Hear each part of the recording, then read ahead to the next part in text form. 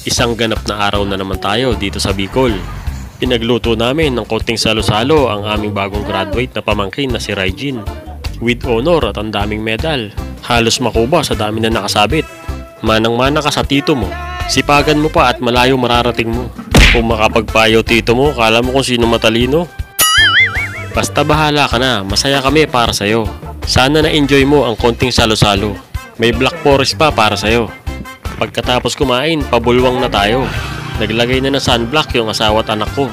Etong gumamela, hindi ko alam ba't binibidyo ko. Pati yung kalabaw na extra na dito. Hindi ko din alam tawag dito sa bulaklak na to. Binilan ko ng salbabida yung anak ko kasi pag di ko binili to magwawala to. 250 pala binayaran ko dito. Kulay green yung bubuli nila dito. Sa Pasig kasi kulay brown.